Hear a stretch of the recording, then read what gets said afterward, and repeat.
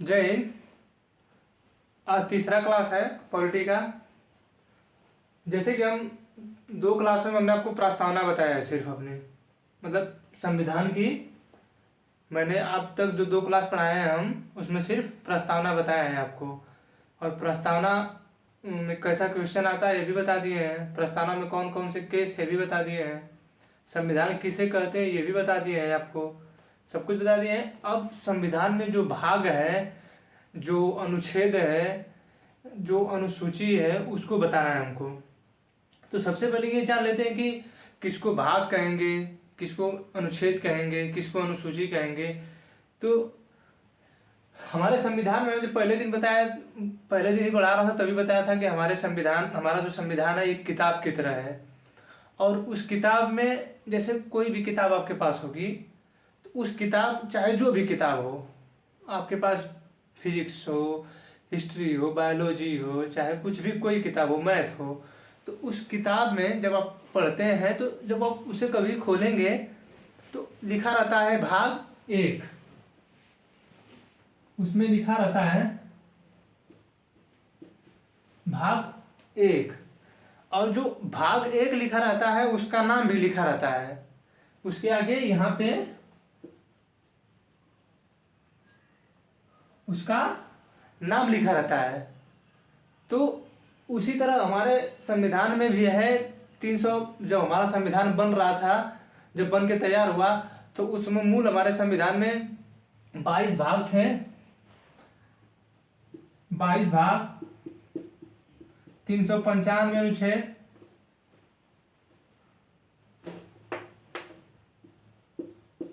और 8 अनुसूचियां।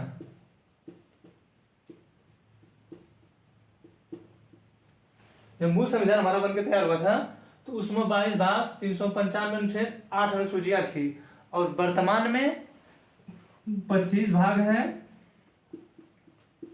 लगभग 450 अनुच्छेद हैं, 12 अनुसूचियां हैं। ये तो मैं इससे पहले भी बता चुका हूं आपको। तो मैंने आपसे जब दो क्लास पढ़ाया हूं तो उसके जब लास्ट दूसरा क्लास है उसमें बताया हूं कि मैं अब आपको अनुच्छेद शुरू करूंगा और जो 22 भाग है इसको बताऊंगा। क्योंकि प्रस्तावना जो है, जब बेरूबरी वाले केस में ये माना गया था प्रस्तावना जो है वो इसका भाग ही नहीं है संविधान का, वो अलग से बाहर से।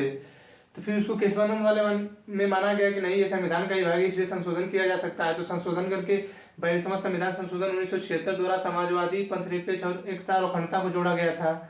उसके बाद LIC वाले में भी मानी, 1995 वाले में LIC वाले में भी मानी संसद, सुप्रीम कोर्ट मानी कि नहीं, जो ये है प्रस्तावना ये किसका भाग है, संविधान का भाग है। तो हम बोल रहे थे भाग कहते किसे हैं। तो जो आपकी बुक है, चाहे जो किताब है आपकी, उसमें जो किताब है उसमें भाग एक, या उसको हम लोग तो पाठ बोलते हैं, उसको पाठ या लेसन, हम लोग उसे लेसन बोलते हैं, लेसन या पाठ। हिंदी मीडियम से पढ़े होंगे तो पाठ इसको बोलते हैं हम लोग तो खैर पाठ ही पढ़ते आए हैं, हिंदी मीडियम से पढ़ते हैं। जो इंग्लिश मीडियम वाले तो उसको लेसन बोलते हैं। तो लेसन 1, और उसका नाम भी लिखा रहता है आगे। ये जो नेम हम लिखे हैं उसका नाम लिखा रहेगा। और उसके आगे जो है ये चैप्टर रहता है कि यहां से यहां तक ये चैप्टर है, उसके बाद दूसरा चैप्टर चालू होगा, उसके बाद दूसरा चैप्टर चालू होगा। तो हमारा जो संविधान है उसमें भी है भाग है। इसमें भाग कितने हैं, 25 है। लेकिन हम फिलहाल आपको पहले मैं बताया हूं कि 25 इसको कभी नहीं लिखा जाएगा। जब भी लिखा जाएगा तो क्या लिखा जाएगा, 22 ही लिखा जाएगा। और इसमें जो आगे नाम है अलग अलग नाम होंगे, तो अलग अलग उसको नाम दिया जाएगा उसको। और फिर इसमें 1 से 395 तक जो अनुच्छेद है वो रहेगा, समझ आएगा। सेम आपकी किताब की तरह ही है ये भी। जैसे आप किताब में पाठों को पढ़ते हैं, जैसे मान लीजिए फिजिक्स उठा लिए, तो पहला चैप्टर क्या है, यूनिट है, इकाई। तो पहला चैप्टर यूनिट है। इकाई देखिए, बहुत लोग फिजिक्स नहीं जानते होंगे। अब इंटर पढ़े होंगे तो फिजिक्स पक्का जानते होंगे, ऐसा तो है नहीं कि इंटर पढ़ के आए फिजिक्स नहीं जानते हैं। तो इकाई, जो इकाई है, पहला चैप्टर है माप वाला, माप तौल में आता है ये, तो इसमें आता है, तो पहला चैप्टर है वो। उसी तरह हमारे संविधान में भी जो भाग 1 है, 2 है, 3 है, ऐसे करके तो 22 भाग है। तो उसी तरह हमको पूरे 22 भाग को आपको पढ़ाना है। तो अब सबसे देखिए, अब हम तो इसमें पीडीएफ डाल नहीं रहे हैं, हम आपको इस पे लिख दे रहे हैं, उसको लिखते नोट करते जाइएगा आप।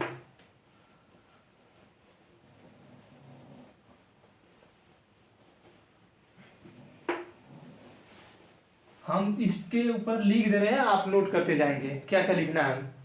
देखिए, सबसे पहले आप लिखेंगे हमारे मूल संविधान में कितने भाग थे। तो मूल संविधान में भाग थे 22। कितने अनुच्छेद थे,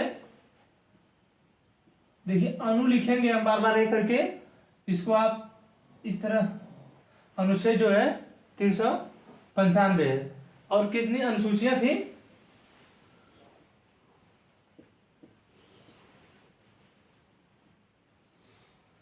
उसमें 8 थे। ये लिख लीजिए, जब 26 नवंबर 1949 को हमारा संविधान, तो उस दिन क्या हुआ था, बनकर तैयार हुआ था। लेकिन जब लागू हुआ 26 जनवरी 1950 को, 22 भाग, 395 अनुच्छेद और 8 अनुसूचियों के साथ लागू हुआ था। लेकिन वर्तमान में देखिए, क्वेश्चन पूछने का तरीका अलग अलग होता है। कभी क्वेश्चन पूछ दिया कि वर्तमान में हमारे संविधान में कितने भाग हैं, और ऑप्शन में दिया है 22 और 25 दोनों दिया है।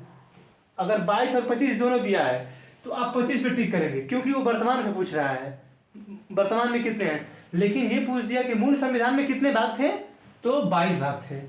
समझ आ रहा है कि नहीं, मूल संविधान में हमारे 22 भाग थे, और इस समय वर्तमान में 25 भाग हैं। हमारे इस वाले भाग में परिवर्तन नहीं किया जाएगा। समझ आ रहा है कि नहीं, 22 की जगह 23 नहीं होगा, ये 22 ही रहेगा। भले आप 22 को ख ग घ करें, ये क ख ग करें, लेकिन कभी भी 23 आप नहीं कर सकते हैं, वो हमारे मूल ढांचे में परिवर्तन माना जाएगा, जो कि नहीं होगा, सुप्रीम कोर्ट उसको रद्द कर देगी। समझा है ना। ये जो अनुसूची है 8 से 12 हुई है, वो अलग है, इस थोड़ा ये बाद में थोड़ा ये भी हुआ है, तो ये भी अलग है। इतना परिवर्तन नहीं होगा। ये जो 22 भाग 395 जो है, इसमें परिवर्तन नहीं होगा। इसमें तो हुआ है 8 से 12 हुआ है, तो अलग से प्रावधान करके जोड़ा गया है इसको। इसमें भी जोड़ा जा रहा है, इसमें भी बहुत चीजें, इसमें भी 7 जो 1 से 12 तक जो भी है अनुच्छेद, अरे ये अनुसूची, इसमें भी कुछ उसके बीच में जोड़ा गया है, तो वो अलग है। तो जो मूल संविधान में था उसको लिख लीजिए। और वर्तमान में देखिए, ये वर्तमान वाला जो है ना, लगभग ये अनुच्छेद जो 450 हम बता रहे हैं, ये पूछता नहीं है। पूछ भी सकता है, ऐसा बात नहीं। तो इसको भी नोट कर लीजिए, और ये भी, इसको भी नोट कर लीजिए। इसको, इसके आगे मूल लिख देते हैं, मूल, और ये वर्तमान। लागू कब हुआ था, 26 जनवरी 1950 को। ये लिख लीजिए, संविधान लागू कब हुआ,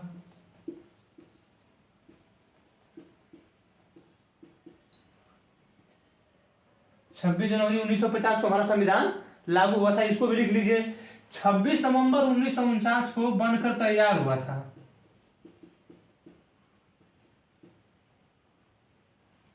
इसको भी लिख लीजिए, ये भी लिख लीजिए, ये भी लिख, हालांकि पहले मैं बता दिया हूं, लेकिन अगर आपने नहीं लिखा है तो इसको लिख लीजिए, जरूर लिख लीजिए। 26 नवंबर 1949 को हमारा संविधान बनकर तैयार हुआ था। और कभी कभी ये क्वेश्चन पूछता है कि इस दिन कितने अनुच्छेद लागू किए गए थे, तो नियर अबाउट 15। इस दिन 15 अनुच्छेद लागू कर दिए गए थे, 5, 6, 7, 8, 324 ऐसे करके लागू कर दिए गए थे अनुच्छेद।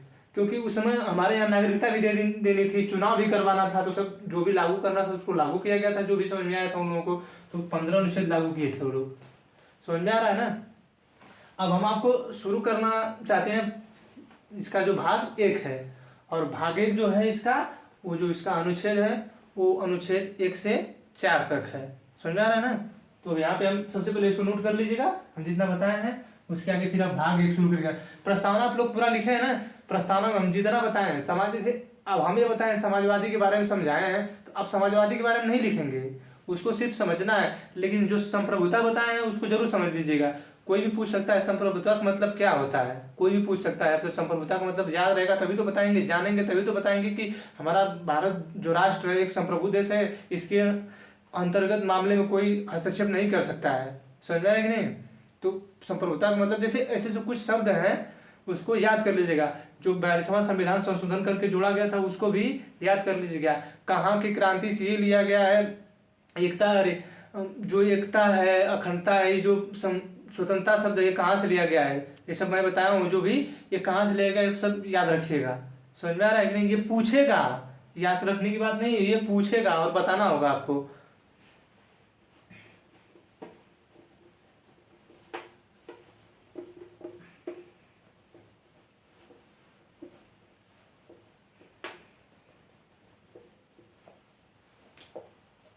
अब हम भाग शुरू करते हैं एक। अब भाग हम एक शुरू करते हैं। अब यहां से आपका भाग शुरू होगा, अनुच्छेद शुरू होगा। तो भाग एक यहां से लिखना शुरू करिए।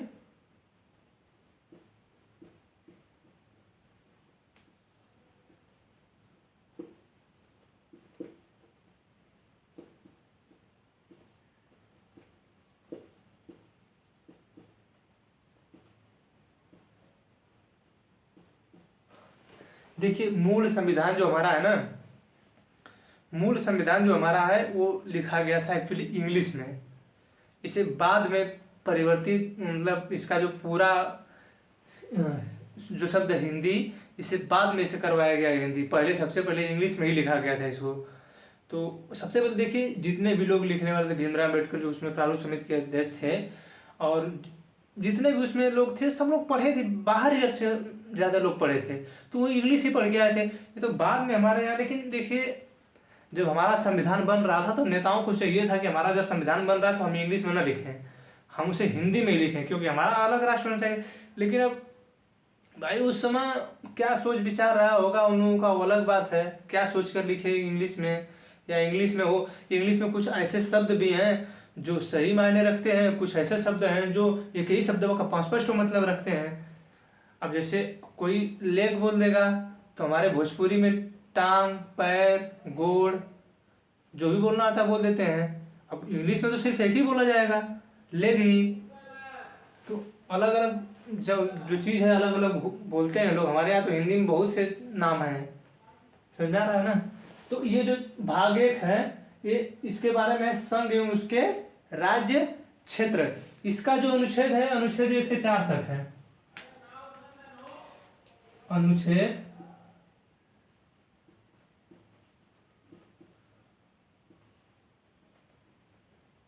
1 से 4 तक है, समझ आ रहा है ना? भाग संख्या 1 संघ एवं उसके राज्य क्षेत्र। हम आपसे पहले बोले हैं कि जो भाग है उसके उसके चैप्टर का नाम होता है यूनिट। जो फिजिक्स में पहला चैप्टर उसके चैप्टर का नाम है यूनिट। तो ये हमारे यहाँ जो पहला भाग है उसके चैप्टर का नाम है संघ एवं उसके राज्य क्षेत्र, जो भाग 1 है। और उसके तहत ये जो है वो पृष्ठ नहीं, हम आपको समझाने के लिए बताए हैं कि वो 4 से 40 या 4 से 25 चाहे जो तक है, लेकिन इसमें जो अनुच्छेद नंबर है उसी पृष्ठ संख्या को ही अनुच्छेद मान लीजिए। सेम पृष्ठ जो संख्या है, हालांकि ये तो अनुच्छेद जो एक ही पे आ जाता है उसमें किताब में पृष्ठ में अलग, लेकिन हम आपको समझाने के लिए बता रहे हैं कि इसको जो अनुच्छेद उसको पृष्ठ मान लीजिए।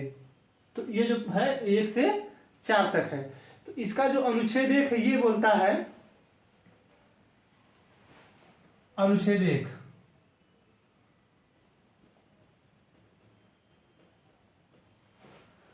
अनुच्छेद 1 बोलता है कि भारत अर्थात इंडिया, भारत अर्थात इंडिया राज्यों का संघ होगा।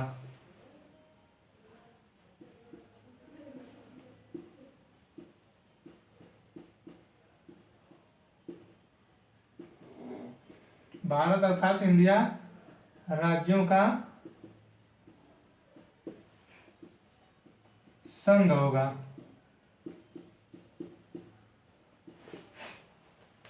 एक बार पिटीशन पड़ गया इसी चीज पे, ये जो है भारत अर्थात इंडिया राज्यों का संघ होगा, इस पे पिटीशन डाल दिया गया है कि संविधान से ये जो शब्द है ये इंडिया जो शब्द है इसको हटा दीजिए। क्यों? क्योंकि हमारे यहाँ कभी भी दिया जाता है तो भारत रत्न दिया जाता है, न कि इंडिया रत्न दिया जाता है। हमारे यहाँ जब भी राष्ट्रगान में गाया जाता है जन गण मन अधिनायक जय भारत भाग्य विधाता है, न कि इंडिया भाग्य विधाता गाया जाता है, भारत भाग्य विधाता गाया जाता है। तो उसी तरह जो पिटीशन पड़ा, एक पिटीशन आंध्र प्रदेश की तरफ से, मतलब उधर ही के क्षेत्र दक्षिण भारत की तरफ से ही पड़ा था कि जो इंडिया है इसको हटा दीजिए, भारत है, भारत माता की जय बोला जाता है, न कि इंडिया माता की जय। ऐसा आप नहीं सुनते हैं ना, इंडिया माता की जय, भारत माता की जय ही सुनते होंगे आप। तो जैसे ये भारत था इंडिया, तो जो पिटीशन पड़ा उसमें, तो पिटीशन जब पड़ा तो इन्होंने कहा इंडिया को हटा दीजिए, सिर्फ भारत रहने दीजिए। तो ये जो मामला है सुप्रीम कोर्ट में गया, तो सुप्रीम कोर्ट में जाकर देखिए, जैसे संसद नाम में परिवर्तन करती है, चाहे जो भी कर सकती है। तो जब ये सुप्रीम कोर्ट में गया तो सुप्रीम कोर्ट ने साफ साफ कह दिया, यहाँ पे लिखा गया है, हम आपसे पहले ही बोले हैं कि हमारा संविधान जो है इंग्लिश में लिखा गया था। तो भारत अर्थात इंडिया, उसमें लिखा गया है इंडिया विल बी, मतलब जैसे हिंदी में है, हम इंग्लिश में बोल रहे हैं, India will be Bharat, India that is Meena Bharat, समझ आ रहा है ना। इंडिया मतलब दैट इज भारत, भारत अर्थात India, India that is Bharat, यही लिखा गया है। तो भारत अर्थात इंडिया राज्यों का संघ हो गया। जो पिटीशन डाला गया था वो स्वीकार नहीं किया गया, और सुप्रीम कोर्ट द्वारा काट दिया गया कि नहीं, ये शब्द भारत का मतलब ही, इंडिया का मतलब ही भारत है। अब ये शब्द दोनों है, ये दोनों शब्द है। तो कभी कभी पूछता है कि हमारे संविधान में भारत को दो शब्द कहाँ दिया गया, कौन से अनुच्छेद में थे, ये भी बता सकते हैं। ऐसे हमारे भारत का नाम तो कई हुआ, आर्यवर्त है, हिंदुस्तान है, इंडिया है, भारत है, जम्मू द्वीप है, बहुत से नाम हैं। तो अलग अलग नाम है, तो उसका बात नहीं, जो संविधान में लिखा गया है। देखिए हम आपसे बार बार कह रहे हैं कि इंग्लिश में लिखा गया, तो इंग्लिश में तो भारत लिखा नहीं जाएगा। तो ये जो लिखा गया तो इसीलिए ये लिख दिया गया कि मतलब इंडिया दैट इज भारत, तो भारत अर्थात इंडिया राज्यों का संघ होगा। अब देखिए संघ होगा, अब यहाँ पे देखिए ये जो संघ शब्द है ना, यहां पे आके मामला अटक जाता है। ये संघ पर, संघ देखिए तीन प्रकार का होता है, कॉन्फेडरल, फेडरल, यूनियन। तो हम आपसे पूछेंगे कि भारत कैसा है, जो राज्यों का संघ है, इसमें जो बताया जा रहा है कि भारत राज्यों का संघ होगा, तो कैसे राज्यों का संघ होगा, कॉन्फेडरल होगा, फेडरल होगा या यूनियन होगा। अब आप सोच कर बताइए कौन कौन सा होगा, हम अब तक लिख रहे हैं।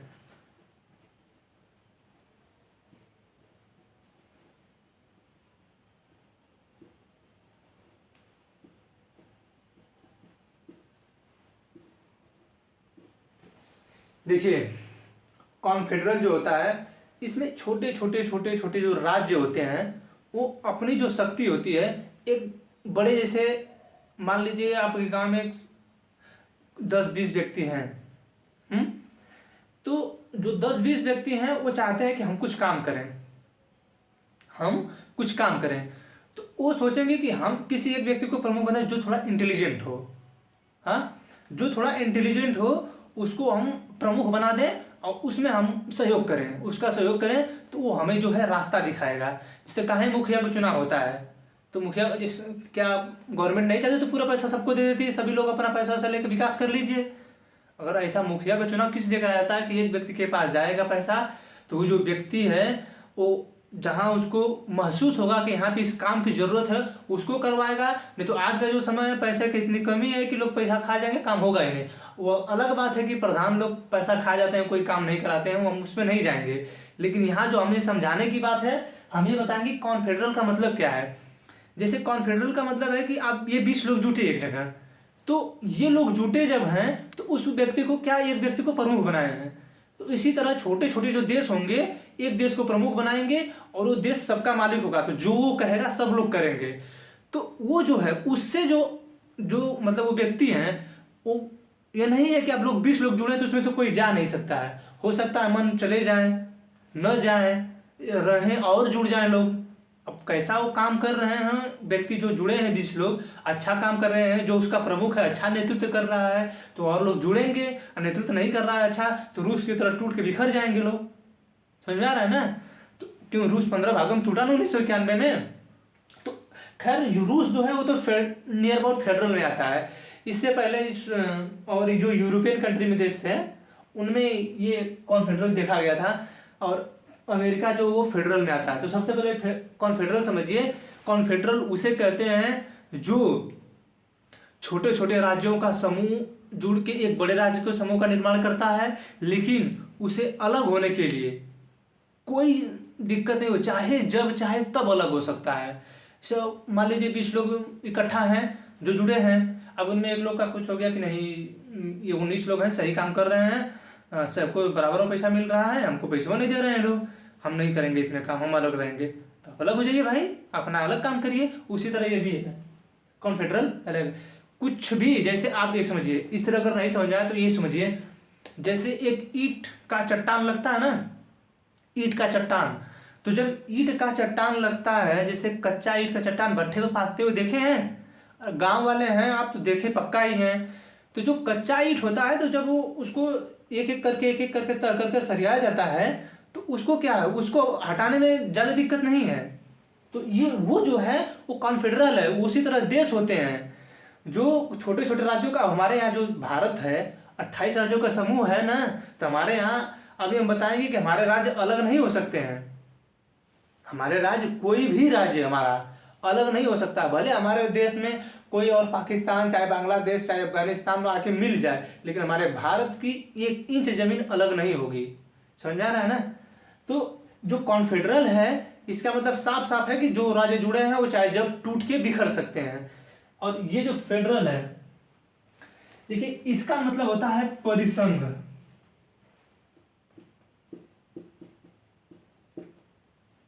परिसंघ, इसका मतलब संघ होता है, और इसका भी मतलब संघ ही होता है।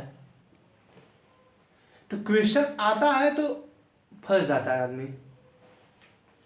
देखिए हमारे यहाँ जब क्वेश्चन पूछेगा भारत राज्यों का है, तो जो भारत राज्यों का है ना, तो ऑप्शन देगा, तो ऑप्शन देगा संघ, यूनियन, दिख रहा है ना, यूनियन, परिसंघ। अब डी चाहे जो भी हो मान लीजिए, भले संघ दिया हो चाहे क्यों ना संघ दिया हो, अगर यूनियन दिया है तो आपको यूनियन पे टिक करना ही होगा, क्योंकि भारत जो है यूनियन है। अब यूनियन कैसे हम आपको बता रहे हैं, अभी भारत यूनियन है, परिसंघ भी दिया है, संघ भी दिया है, और 3 ऑप्शन दिए हैं। तो जो यूनियन है, भारत यूनियन ही है। तो ये जो फेडरल शब्द है ना, इसमें भी छोटे छोटे राज्य, जैसे हमारा भारत है तो छोटे छोटे राज्यों से मिलकर बना है कि नहीं।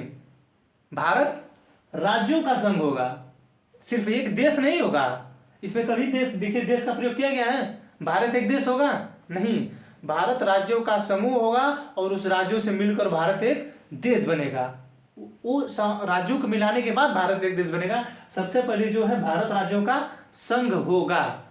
तो ये जो फेडरल शब्द है इसमें भी राज्य मिलेंगे, लेकिन इसके जो राज्य हैं जल्दी टूटेंगे नहीं, ये सब हस्ताक्षर करके मिले हैं। जैसे यही 20 लोग हैं, अब जब 20 लोग मिल जाएंगे और पैसा नियम बना दिया जाएगा कि 5,000 आप देंगे, 5,000 आप देंगे, तो सभी लोग 20 लोग मिला के 5,000 दिए और सिग्नेचर किए कि 1 महीने तक रहना है इसमें, चाहे 4 महीने तक रहना है, और 4 महीने के पहले आप नहीं हटेंगे। अगर आप हटेंगे तो आपका पैसा नहीं दिया जाएगा, नहीं आपको जो ब्याज मिलेगा वो नहीं दिया जाएगा। तो तमाम तरह की बातें हैं। तो समझौता जो वो है पहला, ये जो पहला है ये समझौता नहीं है, अपने आप जुड़े हैं सिर्फ सहमति होकर, लेकिन इसमें हस्ताक्षर नहीं हुआ। जैसे कोई बंद नहीं जाता है, सिग्नेचर कर देंगे आप कहीं तो बंद जाएंगे देने के लिए। जैसे कोई है किसी को खरीद लिया 1 महीने के लिए, क्या हम हमारे यहाँ एक महीने काम करेंगे, आप सिग्नेचर कर देंगे, वो आपको उतना पैसा दे। जैसे पैकेज बनता है कि नहीं, पैकेज बनता है। जैसे हमारे यहाँ के लोग जो IITians होते हैं, तो IITians का जो पैकेज बनाया जाता है, पैकेज उनका 2 साल का, 1.5 साल का, 3 साल का जो भी पैकेज बनाया जाता है, उनको 10 लाख, 15 लाख, 20 लाख, 50 लाख जो भी दे दिया जाता है, और पैकेज बना दिया जाता है कि आप 3 साल तक इसमें रहेंगे, उससे पहले आप जा ही नहीं सकते हैं। कुछ भी कर लेंगे आप नहीं जा सकते जब तक आप एक्सपायर नहीं होंगे, आज नहीं, जब तक आप बीमार नहीं हैं खूब अच्छी तरह, तब तक जा नहीं सकते उसमें से आप। तो ये है, इसमें से चाहे जब जा सकते हैं, कोई हस्ताक्षर नहीं है, चाहे जब आप अपना नुकसान करके चले जाइए, लेकिन इसमें आप नहीं जा सकते हैं। जाएंगे तो आपका नुकसान होगा तो आप वो हस्ताक्षर तोड़ेंगे ना। इसमें तो इसमें किसी को बिना बताए आप भाग जाइए, लेकिन इसमें बताना होगा कि हम आपसे हट रहे हैं। जैसे अमेरिका 50 राज्यों का समूह है, अमेरिका में जो 50 राज्य हैं, 50 का अलग झंडा है, 50 राज्यों की अलग अलग नागरिकता है और यूएसए की एक अलग नागरिकता अतिरिक्त मिलती है। हम नागरिकता पढ़ाएंगे तो उसमें बताएंगे। इनका जो अमेरिका है वो एक फेडरल कंट्री है, संघ है, और हमारा जो देश है यूनियन है और कॉन्फेडरल परिसंघ है। हालांकि इसका उदाहरण नहीं मिलता है, परिसंघ का कई उदाहरण नहीं है। आप सभी लोग शिक्षित हो गए हैं। देखिए जो फेडरल चीज है ना, शिक्षित लोगों में चलता है। अब अमेरिका में ज़्यादा लोग शिक्षित हैं, तो उनको क्या है, उनको सब कुछ मिला ही है, अपना अपना झंडा मिला ही है, अपनी पावर मिली ही है, अपनी नागरिकता मिली ही है। तो क्या दिक्कत है? अरे एक ठो हमारी जो संगठन है, तो संगठन से हमारी सुरक्षा तो हो रही है, पूरा एक पावरफुल कंट्री तो बना है ना, तो क्यों हटेंगे हम उसमें से? हमारे देखिए जो अमेरिका है उसका अलग अलग राज्य, उसके पास पूरा फुल पावर रहता है। सिर्फ अमेरिका के पास उसका रक्षा है, विदेश मंत्रालय है और एक सेंट्रल गवर्नमेंट है, नासा वासा जैसे है वो बस है। और पूरे जैसे हमारा कोई भी राज्य है, उत्तर प्रदेश, मध्य प्रदेश, राजस्थान, तो इसकी पूरी शक्ति जो है केंद्र सरकार के पास है। केंद्र सरकार जब चाहेगी तब इनको कूचेगी, लेकिन ये नहीं कूच सकते। लेकिन अमेरिका में जो स्टेट हैं वो किसी बात को नहीं भी मान सकते हैं। तीन के अलावा रक्षा, विदेश, अच्छा ये जो सेंट्रल गवर्नमेंट राष्ट्रपति वाला मामला है, इसके अलावा वो कोई बात भी नहीं मान सकते हैं। लेकिन हमारे यहाँ जो केंद्र सरकार लागू करेगी उसको आपको मानना ही पड़ेगा। समझ में आ रहा है कि नहीं? तो ये जो है फेडरल किसे कहते हैं? ऐसा देश जो हस्ताक्षर के समझौते के तहत हस्ताक्षर करके जुड़ा हो। इसमें भी समझौता हुआ है लेकिन इसमें कोई हस्ताक्षर नहीं हुआ। जब मन करता तब भाग गया, लेकिन इसमें बता के भागना पड़ेगा। बता के भागेंगे कि हम जा रहे हैं, अब नहीं हम हस्ताक्षर करिए, हम जा रहे हैं, छुट्टी छुट्टा हो गया है। समझ में आ रहा है? अरे लड़कियों नहीं होता है, कभी कोर्ट मैरिज होता है, अरेंज मैरिज होता है, एक इसी तरह में शादी हो जाती है समझौते से। तो जो कोर्ट वाला मैरिज वाला होता है वो तो जल्दी टूटता ही नहीं है, और एक जो समझौते से आजकल होता है वो बाद में फिर कुछ दिक्कत होता है तो टूट जाता है। अब देखिए भाई, हम भी गांव से समझे, हम जहाँ भी हम भी देखेंगे तो उदाहरण देंगे। आपको समझाने के लिए क्या क्या उदाहरण देना पड़ेगा, चाहे जो उदाहरण देना पड़े, लेकिन उदाहरण देंगे। आप समझिए परिसंघ किसे कहा जाता है, संघ किसे कहा जाता है। कोई भी पूछे तड़ से जवाब दीजिए। संघ उसे कहते हैं जो तुरंत टूट जाए, किसी से कोई मतलब नहीं, हम सिर्फ जुड़े हैं, भाग गए। लेकिन इसमें है हम हस्ताक्षर किए, हम बॉन्ड हमारा बना है, इतने दिन का है, महीना भर रहेंगे, इसके बाद हम चले जाएंगे, हस्ताक्षर करके जाएंगे, हम भागेंगे हस्ताक्षर करके। लेकिन इसमें यूनियन, अब हमारा यूनियन क्यों नहीं टूटेगा अब बता रहे हैं आपको। भारत में क्या है, जब हमारे संविधान निर्माता संविधान बना रहे थे ना, तो उन्हें ये लगा था कि ये जो है समझौता करके जुड़े हैं लोग कि नहीं शक्ति दे दे के हम बना देंगे। और आज की जो कंडीशन है हमारे यहाँ पंजाब में, पंजाब वाले पंजाबी बोलते हैं, अलग से पगड़ी बांधते हैं। राजस्थान वाले लोग हैं, अलग से उन लोगों का अलग से पगड़ी बांधने का है। वहाँ पे तो औरतें देखिए, पहले तो अपना जो औरतें हमारे यहाँ की पहनती हैं वस्त्र, वो भी पहनती हैं, उसके ऊपर से एक आदमी वाला शर्ट भी पहनती हैं वो सब। अरे बीच में राजस्थान में वहाँ का एक एग्जाम था, वो हम देने गए थे, तो वहाँ पर हम देखिए कल्चर कहीं का भी हो, सुनने से ज़्यादा अच्छा कब होता है जब उसे आप देखते हैं। कल्चर कहीं का भी समझ में आ जाएगा। देखिए हम मान लीजिए कोई भी कंट्री है, अच्छा हमारा कोई भी राज्य है, जैसे अब लाल किला है। अब लाल किला आप देखे नहीं है, लेकिन आप जानते हैं लाल किला शाहजहां ने बनवाया था, उसमें 2 गेट हैं, वहाँ पे हमारा झंडा फहराया जाता है, वो धरोहर है, विश्व धरोहर है। तो अब उसे सुनने से ज़्यादा अच्छा है कि आप उसे जाके देखें, कैसी बनावट है उसकी, अच्छा कितना है। अब फोटो में देख रहे हैं, देख के मन खुश है, हो भारत का लाल किला, जाएंगे कभी घूमने तो अलग बात है। सिर्फ हम विजुअलाइज कर लिए हैं, उसको जानते सिर्फ हैं कि भारत की राजधानी दिल्ली में वो है लाल किला। अच्छा एक ताजमहल है, ताजमहल जो है आप कभी देखे ही नहीं हैं, सिर्फ जानते हैं। मोतियों का मस्जिद, ताजमहल मोतियों का आंसू, ताजमहल कोई लिखा था, एक एग्जाम था उसमें लिखा गया था कि ताजमहल मोतियों का आंसू है। पता नहीं कैसे मोतियों का आंसू समझ में नहीं आता है, क्या समझ में आएगा मोतियों का आंसू है। वो अलग बात है कि भाई वो विश्व धरोहर वैसा कहीं भी बना नहीं है। अरे अभी बीच में एक अभी आया था कि एमपी का कोई आदमी है जो अपनी पत्नी को दिया है ताजमहल जैसा ही घर बनवा के, एकदम सेम वैसा ही घर बनवा के दिया है, लेकिन वैसा संगमरमर का पत्थर तो उतना बनवाया नहीं है, लेकिन ताजमहल के जैसा ही लगभग वो दिया है। समझ में आ रहा है ना? तो ये यूनियन जो है, हम यूनियन बता रहे थे, तो हमारे यहाँ पंजाब में पगड़ी बांधते हैं, पंजाबी भाषा बोलते हैं, राजस्थान में है वो भी पगड़ी बांधते हैं, हमारे उत्तर भारत में है भोजपुरी बोलते हैं लोग, हिंदी भी बोलते हैं भोजपुरी। अब हम लोग यहाँ भोजपुरी क्या हमनी के खाक बनी जा तोरा रोवा खिला के नहीं खे, ऐसा कुछ बोला जाता है ना। हमनी के जाता नहीं चले के बा, तो ये सब भोजपुरी बा। ओनिया ओनिया एनिया ये सब जो बोला जाता है वो सब भोजपुरी है। और हिंदी हम जो ये पढ़ा रहे हैं आपको हिंदी में पढ़ा रहे हैं, लेकिन खाना खिला ना खिला काहे ना खिला खा ल, ये सब जब भाषा बा ना, ये सब भाषा भोजपुरी बा, सब बिहार के बा चाहे उत्तर प्रदेश के बा। तो हमने की ये सब सीखल जाला, हमने की देखा भाषा कोनो भी हो, भोजपुरी भाषा खैर देखिए हम भोजपुरी भाषा बिलोंग करते हैं, तो हमको भोजपुरी भाषा देखिए बहुत अच्छी लगती है। हिंदी भाषा भी ठीक है। अब तो आप सोचिए महाराष्ट्र में हमारे यहाँ के लोग जाके, बिहार या उत्तर प्रदेश के लोग जाके वहाँ के लोगों को जो मराठी बोलते थे, जिसकी वजह से हमारा राज्य अलग हुआ था, अरे वो भाषाओं के आधार पर राज्यों का अलग हुआ था, वहाँ पे भी लोग हिंदी सीख गए बोलना। अब हमारे यहाँ का कोई जाता है ना तो मराठी सीख के आते हैं सब, वो भी जो मुंबई जाते हैं कमाने सब तो मराठी सीख के आते हैं। तो हमारे यहाँ भोजपुरी आएंगे फिर भी कहाँ हो कहाँ घूमता रहा किधर जाए के बात हो रहा के, तो ये सब अलग अलग भाषा है। तो अब ये बताइए अब अलग अलग भाषा होगा, उधर उधर दक्षिण भारत में लुंगी का प्रचलन है, वहाँ पे तमिल भाषा है, मलयालम है, तेलुगु है, इधर कन्नड़ है।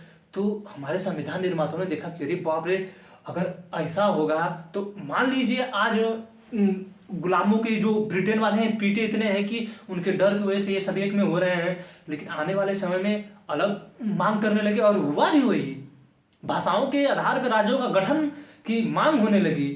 तो अभी बताएंगे दूसरे अनुच्छेद में, अरे इसके बाद जब हम पूरा अनुच्छेद पढ़ा लेंगे तो हम बताएंगे। तो इसी तरह जब संविधान निर्माताओं ने सोचा कि हो सकता है ऐसा हमारे आने वाले समय में मांग कर रहे हैं कि हमारा राज्य अलग होगा, तो अगर ये रहेगा समझौता के आधार पे तो कभी भी टूटेगा, कभी भी कोई जो आएगा तो उसको तोड़ लेगा।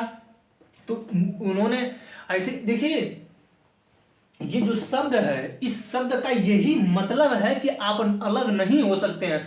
नहीं तो इस मानने के तो कुछ भी मान लीजिए कि अमेरिका इसको चेंज कर दीजिए, फेडरल भारत को कर दीजिए, इसको कर दीजिए, अगर मीनिंग होता वही, तो इसका जो मीनिंग है ना, यही मीनिंग है कि आप अलग हो ही नहीं सकते। ये यूनियन है, ये एक यूनियन है, एक संगठन है, ये अलग नहीं हो सकता है, लेकिन ये अलग हो सकता है।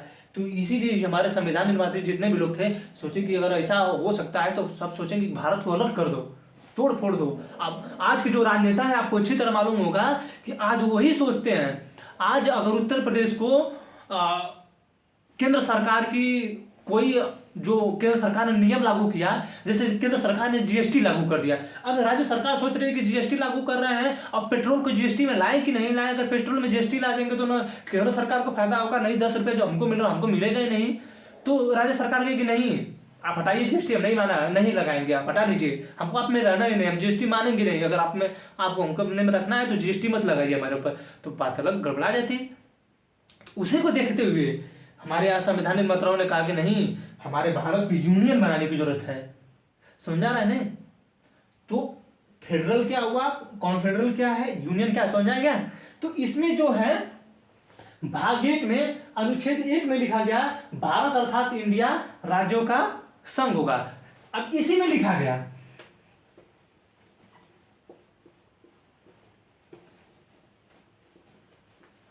कि भारत में कितने प्रकार के राज्य होंगे।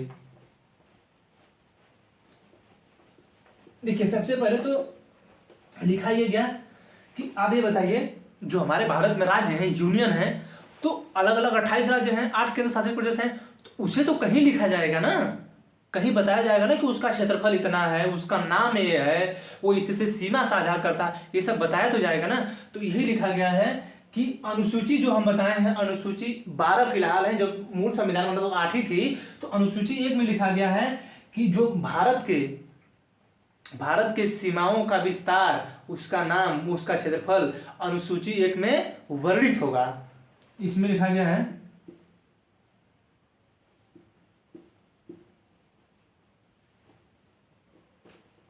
भारत के राज्यों का नाम, सीमा, क्षेत्रफल, ये सभी अनुसूची एक में वर्णित होगी। क्या बोला है? भारत के राज्यों का नाम, सीमा, क्षेत्रफल, ये सभी अनुसूची, अनुच्छेद एक नहीं, ये अनुसूची हम लिख रहे हैं। अब देखिए हम आपको बताना पड़ेगा बार बार कि अनुसूची क्या है, अनुच्छेद क्या है। अनुच्छेद यहाँ पे हमें इसको अनुसूची लिखेगा, अनुसूची एक में वर्णित होगा। अनुच्छेद एक में तो है भारत तथा इंडिया राज्यों का संघ होगा, लेकिन इसमें थोड़ा बताया है कि भारत के कितने राज्य होंगे, कौन कितना क्षेत्रफल होगा, कहाँ तक उसकी सीमाएं हैं, लेकिन इसमें सब कुछ लिखा रहेगा। और इसमें जो लिखा गया है कि भारत में कितने प्रकार के क्षेत्र होंगे, बी में लिखा गया भारत में कितने प्रकार के क्षेत्र होंगे।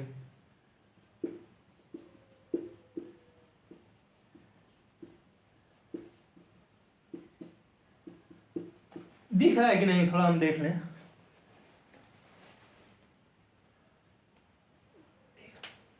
कितने प्रकार के क्षेत्र होंगे, तो क्षेत्र क्या है, ये देखिए हमारे यहाँ राज्य हैं, संघ शासित हैं, तो हमारे यहाँ ये इन्होंने लिखा जब संवाद, देखिए हमारे यहाँ के जो संविधान निर्मात्री लोग थे ना, कितने समझदार थे, किस तरह संविधान बना के गए हैं।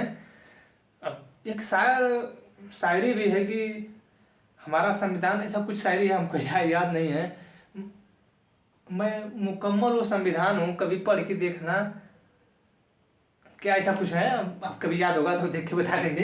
तो कितने प्रकार के क्षेत्र होंगे, तो इसमें लिखा गया पहला राज्य, दूसरा संघ शासित राज्य,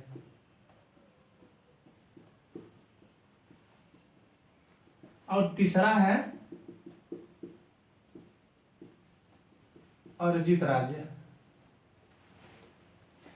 ये राज्य होगा जैसे उत्तर प्रदेश, मध्य प्रदेश, बिहार, झारखंड, राजस्थान, पंजाब, हिमाचल प्रदेश, समझा रहा है ना, ये जो है ये सब राज्य होंगे। लेकिन जो संघ शासित राज्य हैं, जैसे संघ शासित, अच्छा हमारे यहाँ यूनियन टेरिटरी क्यों बनाई जाती है? पुडुचेरी में कल्चर अलग है, ये जो है अंडमान निकोबार जो है ये हमारे देश से दूर है, और जो चंडीगढ़ है वहाँ पे दो विवादास्पद राजधानियाँ हैं दो राज्यों की, और दिल्ली जो है उसका जो है राजनीतिक महत्व है, देश में वहाँ पे राजनीतिक महत्व है, मतलब वहाँ पे विरासत भी है। जैसे क्या विरासत है? इंडिया गेट है, विरासत है, लाल किला है, हाँ, और जो हमारा राष्ट्रपति भवन है, सुप्रीम कोर्ट है, सब कुछ है, तो वहाँ विरासत है ना, तो उसका राजनीतिक महत्व है। तो उसके लिए उसको देखकर वहाँ पे सीधे राज्य सरकार, मतलब किसका पावर रहेगा वहाँ पे? केंद्र सरकार का पावर रहेगा, और राज्यों में मुख्यमंत्री होंगे। ऐसे बहुत से राज्य हैं जहाँ मुख्यमंत्री भी हैं, जैसे आपका ये है दिल्ली, मुख्यमंत्री हैं अरविंद केजरीवाल जी हैं मुख्यमंत्री, तो उस वहाँ पे भी बनाया गया है। तो संघ शासित राज्य है, तो वहाँ की जो संघ शासित राज्य में मुख्यमंत्री बनता है उसके पास ज़्यादा पावर नहीं होता है। उसके पास जैसे स्कूल निर्माण, शिक्षा सही से चल रहा है कि नहीं, नाली सफाई है कि नहीं, पुलिस उसके हाथ में नहीं होती है। जो अरविंद केजरीवाल जो है दिल्ली से हैं, तो उनके अंडर पुलिस नहीं है, चाहे जब चाहे अरविंद केजरीवाल के घर में वहाँ की पुलिस छापा मार सकती है। लेकिन उत्तर प्रदेश के योगी आदित्यनाथ के घर में चली जाए पुलिस, गाड़ी पलट जाएगी।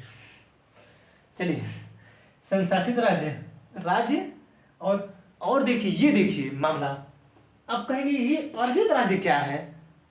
अर्जित राज्य का मतलब हम लड़ के इसको लिए हैं, मार पीट करके, झगड़ा करके। जैसे क्या कहते हैं आप गंगा में, जब झगड़ा होता है आपसे किसी का, तो नहीं कहते हैं कि लड़ के जमीनिया ले ले वो, तो कैसे तो दे दे पर नहीं बोलते हैं लोग, लड़ के जमीनिया ले ले।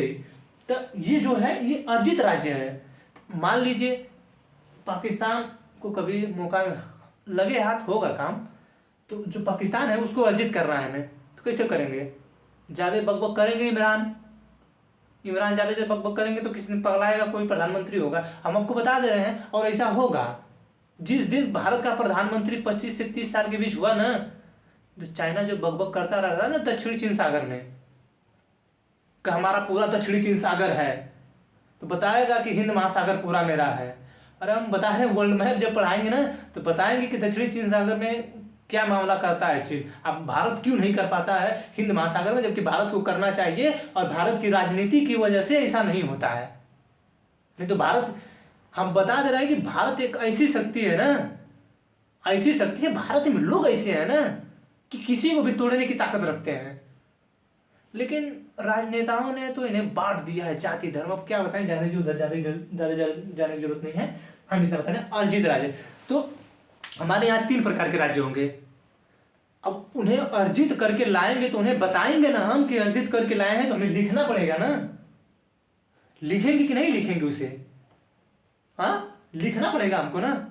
तो लिखेंगे कि अर्जित राज्य है। पाकिस्तान को हम जब लाएंगे तो लिखेंगे अर्जित राज्य है, समझ में आ रहा है? अब बांग्लादेश को लाएंगे तो लिखेंगे अर्जित राज्य है। नेपाल को लाएंगे, देखिए भाई कोई बुरा मत, हम समझाने के लिए बता रहे हैं। अब नेपाल वाले हैं तो कहेंगे अब हमको अर्जित करेंगे, काहे नहीं अर्जित करेंगे सर।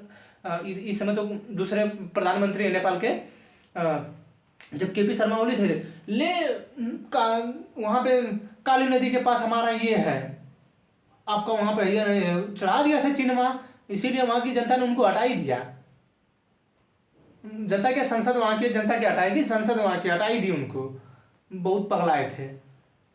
अब बताइए, हमारे यहाँ नेपाल में इतना अच्छा उत्तर प्रदेश गोरखपुर, जो उत्तर प्रदेश का सबसे उधर वाला गोरखपुर राजा बिहार का, वहाँ पे नेपाली वाले लोग हैं। हम लोग तो खैर उधर नहीं जाते हैं, लेकिन वहाँ के जो लोग हैं, जो गोरखपुर से हैं, नेपाल से हैं, वो लोग बहुत मतलब घनिष्ठ संबंधी से रहते हैं। वहाँ के लोगों में ये जो हमारे यहाँ इन्विटेशन होता है, वहाँ ऐसा व्यवस्था होता है कि आप हमारे यहाँ आइए, हम आपके यहाँ आते हैं। आज भी हमारे यहाँ वहाँ पे जाने के लिए ये पासपोर्ट वीजा हो, जब भूटान वूटान में जाने के लिए नहीं बनता है।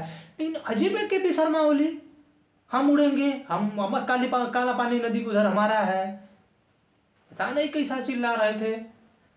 देखिए, नेपाल वाले लोग बुरा नहीं मानेंगे, हम के पी शर्मा ओली की बात कर रहे हैं। हमारी जो घनिष्ठ संबंध है, जनकपुर में हमारे अयोध्या से राम जी का विवाह हुआ था, वहीं से यहाँ से अयोध्या से बारात गई थी जनकपुर। आज भी हमारे यहाँ से कभी कभी शादी का माहौल जब बनता है तो बारातें जाती हैं, ऐसी व्यवस्था की जाती है। अब ऐसे नहीं कि शादी हो, ये उत्सव की तरह मनाया जाता है। जैसे कोई भी उत्सव किया जाता है तो उत्सव की तरह आज भी मनाया जाता है। लोग ऐसे उत्सव को मनाते हैं, ऐसे खेल को खेलते हैं लोग, अभी आज भी ऐसा होता है। के पी शर्मा हम तेज करेंगे, समझ में आ गया ना? तो कितने प्रकार के क्षेत्र होंगे? राज्य होगा, संघ शासित होगा, अर्जित राज्य होगा, समझ में आ गया? ये सिर्फ अनुच्छेद 1 में इतनी बात है, समझ आ गया? अनुच्छेद 1 में इतनी बात है, और सब लिखिएगा, कुछ भी नहीं छोड़ेगा। भारत में कितने प्रकार के राज्य हो सकते हैं, भले पूछे या ना पूछे, लेकिन आप जानते रहिए भारत में इतने प्रकार के राज्य हो सकते हैं। राज्य होगा, संघ शासित होगा। देखिए, संघ शासित और राज्य तो आप दोनों जानते हैं। देखिए, पूछने वाला जो व्यक्ति होगा, आपसे जब पूछेगा तो आपके दिमाग में तुरंत लगेगा भारत बस राज्य तो है, लेकिन वो जो पूछ रहा है क्वेश्चन, भारत में कितने प्रकार के राज्य हो सकते हैं, तो वो समझिए कि मतलब आपको लेवल से क्वेश्चन पूछ रहा है। ऐसे तो कोई भी पूछ सकता है भारत में कितने राज्य हैं, कितने केंद्र शासित प्रदेश हैं। वैसे कोई नॉर्मली पूछता है कितने राज्य, तो आप बता देते हैं 28 और 8 केंद्र शासित प्रदेश हैं, बताते हैं ना। तो उसी तरह बताना है कि वो पूछेगा भारत में कितने प्रकार के राज्य हो सकते हैं, तो आपको बताना पड़ेगा कि 3 प्रकार के राज्य, संशासित, अर्जित राज्य। हालांकि आज तक भी अर्जित राज्य एक भी नहीं है। ये वर्तमान में ये दिख रहा होगा आपको, ये हम 8 के पहले 2 बना दिए, 28, वर्तमान में 8, ये 0, क्योंकि हमने किसी को भी पीट पाट के लिया नहीं है। लेंगे पाकिस्तान को तो यहाँ पे लिखा जाएगा, यहीं पे होगा। ये 1 पाकिस्तान, दूसरी बार अफगानिस्तान। काहे को हमसे ही टूटा है, हमसे ही। हमारा जो अफगानिस्तान है हमसे टूटा है। अखंड भारत जब था, और आपको पता होगा चंद्रगुप्त मौर्य के समय आर्कोसिया, जुडोसिया, पेरिसमेनिया, ये जो सब था हमारा था, हाँ हमारा था। लेकिन ब्रिटेन वाले आए 1893, अफगानिस्तान अलग, 1947 पाकिस्तान अलग, 1900 बांग्लादेश उसी के साथ अलग हुआ था। 12 शासन में 1935 के तक म्यांमार को अलग कर दिया। तो हम क्या करेंगे? जैसे आज क्या करेंगे हम भी जैसे आप अलग किए ब्रिटेन वाले, हम लेंगे उसे। हम कहते हैं ना, देखिए हमारे पास, हमारे भारत के पास इतनी पावर है ना, ले सकता है। लेकिन वैसे प्रधानमंत्री, राजनीति होती है तो कहाँ से कोई ले पाएगा भाई, राजनीति भी चलाना अपनी है, ठीक है। इतना पहले नोट कर लीजिए, हम बताएं पूरा, अब तब से देख रहे हैं तो आप इसको पूरा नोट करके हम अब इसको सबमिट करें। दूसरा अनुच्छेद 2 देखिए।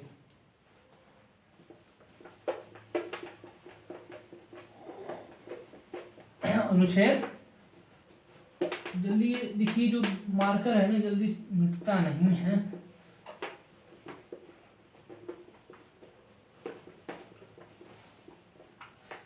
नहीं तो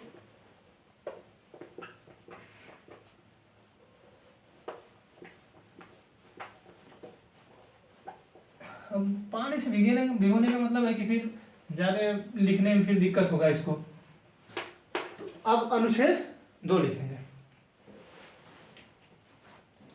अनुच्छेद 2 ब्लैक मार्कर से।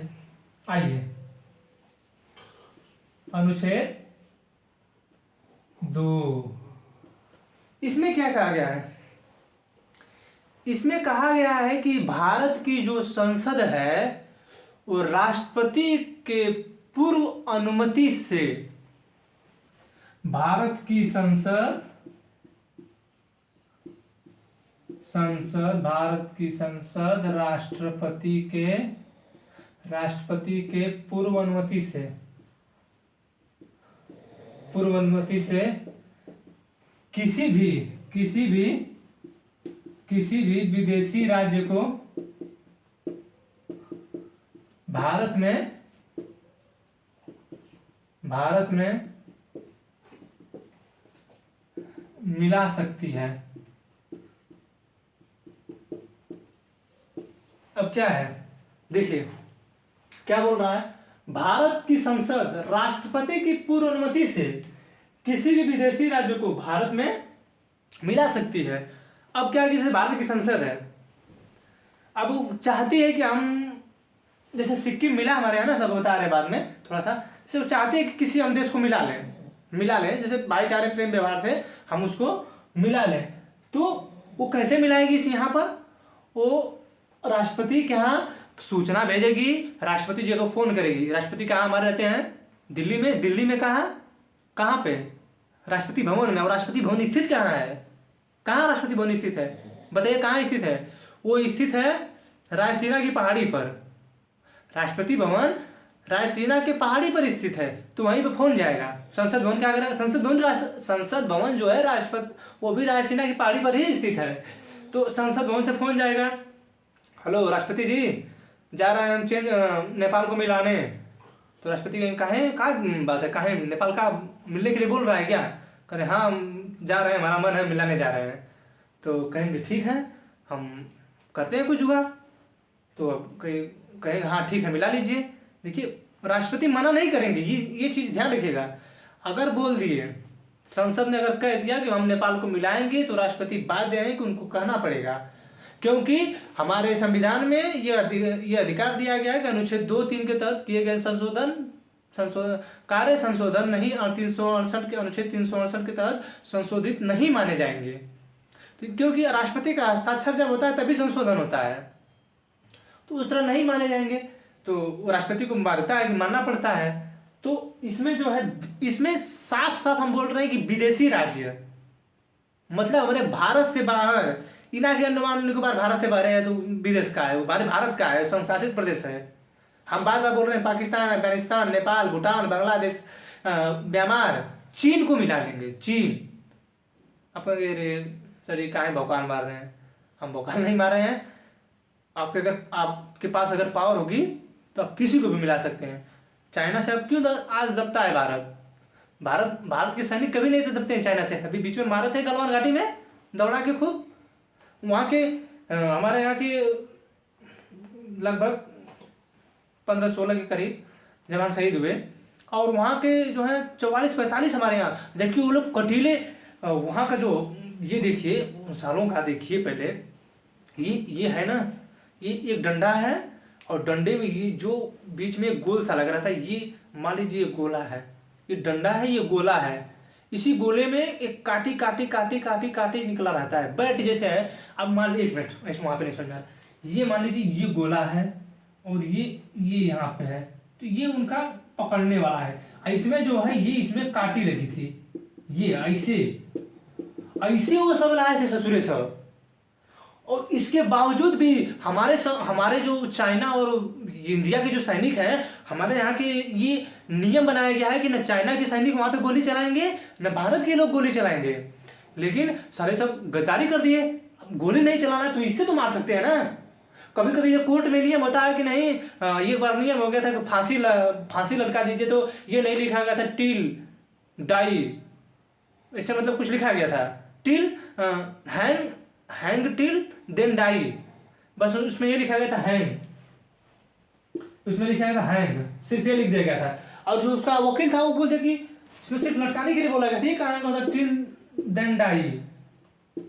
वो इसी का प्रयोग कर दिया सब कि बंदूक नहीं चलाना है, वहां पे गोली नहीं चलनी चाहिए, इससे तो मार सकते हैं। लेकिन थे वहां पे बिहार रेजिमेंट के लोग, पूछ दिए धई के 4400 लोगों को। तो वहां पे राष्ट्रपति जो सी जीपी है लगे अखबार करने, वहाँ का जो वो अखबार है एक, वो तो पता नहीं कौन कौन सा आग उगलता रहता है, समझे में नहीं आता उसका।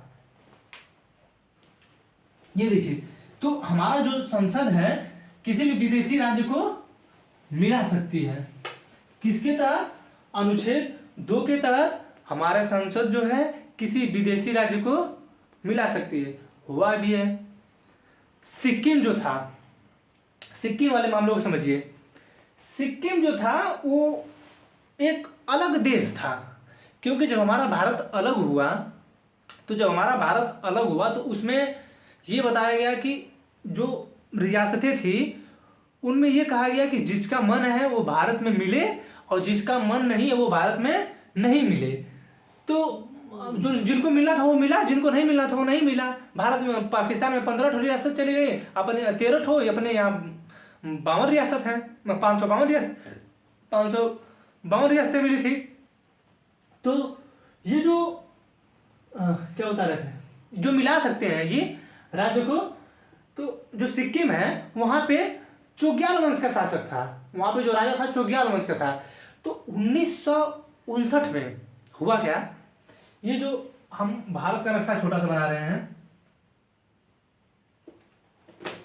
भारत का छोटा सा नक्शा,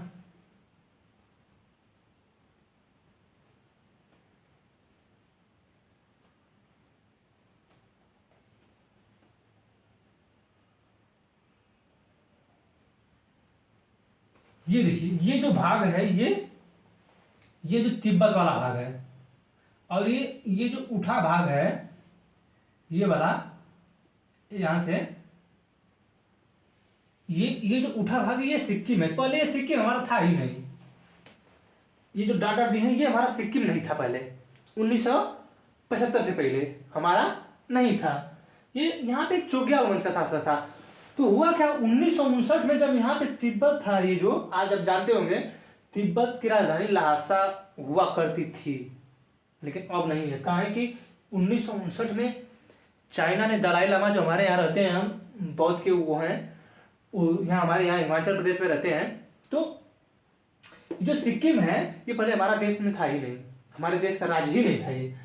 तो हुआ क्या, 1959 में चाइना ने तिब्बत को इतना मारा ना, इतना मारा कि ये जो सिक्किम उसको देख के दहस गया, मतलब पूरा इसके अंदर दहशत पैदा। जैसे किसी को जैसे नहीं देखते हैं कि पुलिस को उगलवाते कैसे सब हैं, 5-6 लोग हैं, अब कोई कबूल नहीं कराते, ये कोई इतना पीटेगा कि सबका बता देगा।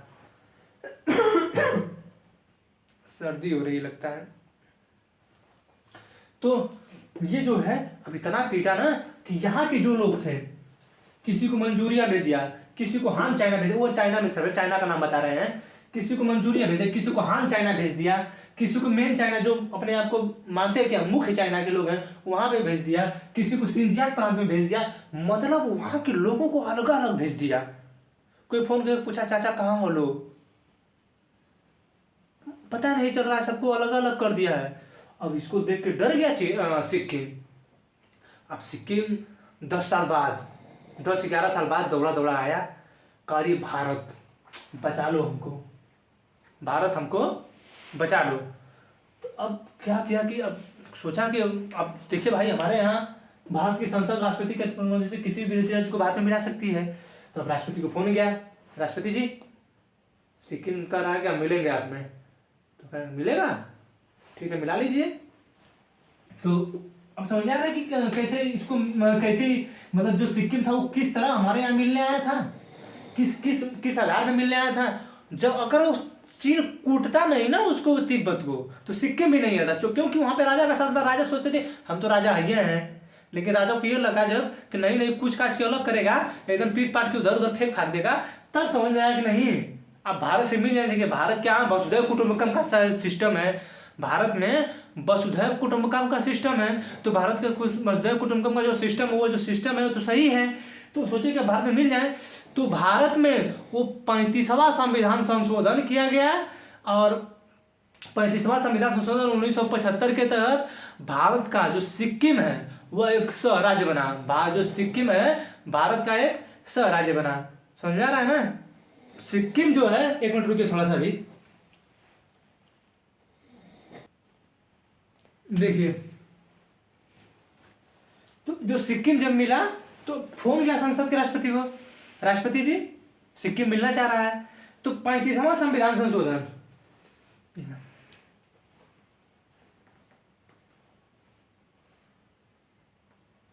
35वां संविधान संशोधन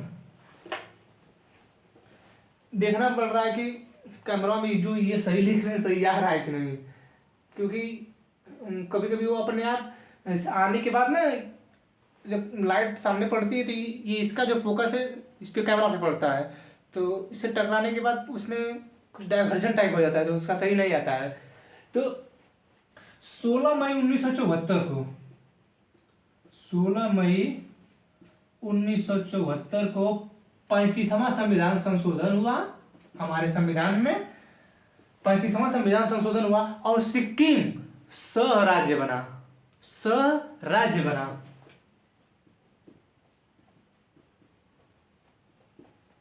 और यही जो 1974 को 35वां संविधान संशोधन हुआ ना, जब स्वराज्य बना, तो इसी में जो अनुच्छेद 2 है, ये अनुच्छेद 2 ये जोड़ा गया, क्योंकि सिक्किम को एक स्वराज्य बनाया गया था, तो एक 2 ये जोड़ा गया। फिर अब इसको लगा सिक्किम को कि नहीं अब भारत कितना अच्छा देश। आज भी बताइए सिक्किम के साथ कोई दुर्व्यवहार होता है हमारे भारत के किसी राज्य के साथ? देखिए उत्तर जो पूर्वोत्तर भारत है वहाँ पे देखिए हमारे यहाँ सही बात है कि वहाँ पे हमारे कोई भी प्रधानमंत्री हो, कोई भी वहाँ पे कोई ध्यान नहीं देता है, लेकिन जबकि पर्यटन का सबसे अच्छा स्रोत वहाँ पे हो सकता नहीं है भी। वहाँ पे अभी बीच में हमारे प्रधानमंत्री गए थे, वहाँ के ढोल नगाड़ों को बजाए हैं, बीच में बोले थे कि नहीं यहाँ पे जो पर्यटन का बहुत बड़ा स्थल बन सकता है, वहाँ पे ध्यान ही नहीं देते हैं लोग। नहीं तो हमारे भारत का सबसे अच्छा और बढ़िया पर्यटन स्थल वही उत्तर पूर्वोत्तर भारत ही होता, लेकिन कोई ध्यान नहीं देता। टॉय ट्रेन, अच्छी अच्छी ट्रेनें वहाँ चलाई जा सकती हैं, वहाँ पे जंगल में घुमा जा सकता है ट्रेनों की वजह से, लेकिन वहाँ पे जनजाति भी रहती है तो थोड़ा वहाँ प्रतिबंधित क्षेत्र भी रहता है, समझा गया ना। तो लेकिन फिर भी वहाँ का पर्यटन स्थल भी बहुत अच्छा है, जैसे जम्मू कश्मीर में गुलमर्ग है, सोनमर्ग है, वहाँ पे क्या है अच्छा पर्यटन स्थल है। तो उस तरह अब पर्यटन बनाना पड़ता है, होता है जैसे प्रकृति का जो पर्यटन है वो अलग है, लेकिन आप एक ऐसा होता है कि विजुलाइज देखने के लिए कुछ अच्छी अच्छी चीज़ें बनाई जाती हैं। चाइना बहुत सी चीज़ों का निर्माण करता है पर्यटन के लिए, आइए देखिए उसे यार, उससे देश का विकास होता है पर्यटन से। हमारे बाद ही किसी को पता नहीं है, लूटने से समय मिलेगा तब तो लूट ले पहले लोग, उसके बाद जो होगा देखा जाएगा। तो ये जो है 2A 16 मई 1974 को 35वां संविधान संशोधन करके भारत को सिक्किम को ये जो है स्वराज्य बनाया गया, सिक्किम को स्वराज्य बनाया गया। तो सिक्किम अब सोचा कि नहीं अब भारत में मिल जाना चाहिए, तो क्या किया फिर 1975 में मई 1900 भारत का सिक्किम जो है 22वां राज्य पूर्णतः 1975 में पूर्णतः राज्य बना। ये 36वां संविधान संशोधन था, 35वां संविधान संशोधन के तहत स्वराज्य बना, 36वां संविधान संशोधन 1975 के तहत 22वां पूर्णतः राज्य बना। तो क्या हुआ, भारत की संसद राष्ट्रपति के पूर्वमति से किसी भी विदेशी राज्य को भारत में मिला सकती है, यही सब कुछ है, समझा गया। इसको नोट कर लीजिए। यही लिखना, यही लिखा रहता है, नहीं कि हम कुछ अपने मन से लिख दिए, यही लिखा रहता है, यही सब। अब हम इस पे लिख दिए, लोग मौखिक रूप से बोल देते हैं कि ऐसा ऐसा हुआ था, हम आपको लिख दें कि आपको लिख लेना, क्योंकि हम पीडीएफ नहीं डालते हैं, हम इसी तरह बताते हैं, तो इसको लिख लीजिए, लिख दे रहे हैं आप, हम इस पर। अब अनुच्छेद 3 देखिए।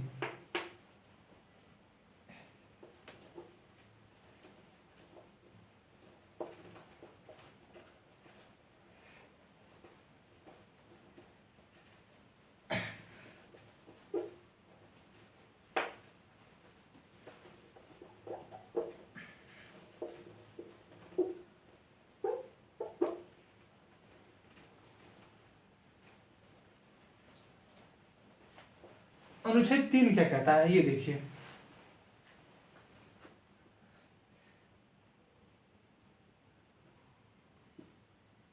पूरा लिख दे रहे हैं।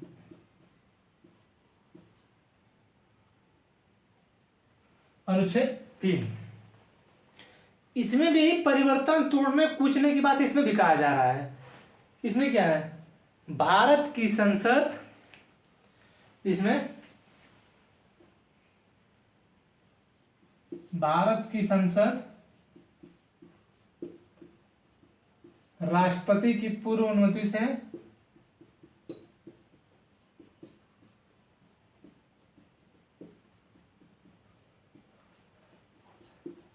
भारत के किसी राज्य में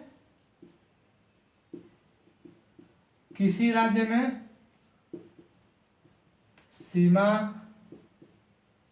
भारत के किसी राज्य के सीमा में, क्षेत्रफल में, नाम में परिवर्तन कर सकती है।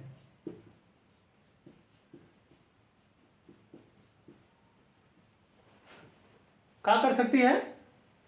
अनुच्छेद 3 के तहत भारत की जो संसद है वो राष्ट्रपति के यहाँ सूचना करेगी, फिर फोन करेगी, राष्ट्रपति जी जा रहे हैं अब किसको तोड़ने, तेलंगाना को आंध्र प्रदेश से अलग करेंगे, छत्तीसगढ़ को मध्य प्रदेश से अलग करेंगे, बिहार को झारखंड से अलग करेंगे, उत्तर प्रदेश से उत्तराखंड को अलग करेंगे, और उत्तराखंड का नाम उत्तरांचल से उत्तराखंड रखा गया, वो करेंगे हम, जम्मू कश्मीर को जो है हम लद्दाख में अलग करेंगे। तो क्या होगा, राष्ट्रपति के पास सूचना जाएगी और राष्ट्रपति कहेंगे ठीक है कर दीजिए। अब इसमें क्या होता है, इसमें यही होता है कि जो जिस राज्य के सीमा, क्षेत्रफल, नाम में परिवर्तन करना होता है ना, राष्ट्रपति से संसद के लोग कहेंगे कि रे राष्ट्रपति जी, तो नहीं वो विधानसभा को फोन करिए ना और उससे बोलिए कि हम आपके राज्य में या आपके राज्य को तोड़ के अलग करे जा रहे हैं, या तो आपके नाम में परिवर्तन करेंगे, या तो आपकी सीमाओं को बढ़ाएंगे या तो घटाएंगे। तो वहाँ की जो विधानसभा है अब तो बौखलाएगी, और रे बाप क्षेत्रफल इतना बड़ा है, छोटा करेगा कि बड़ा करेगा, कहाँ से सेना, मतलब बड़ा कर देगा तो फिर पुलिस की भर्ती करनी होगी कि हम लूट नहीं पाएंगे, ये सब ऐसा कुल होगा।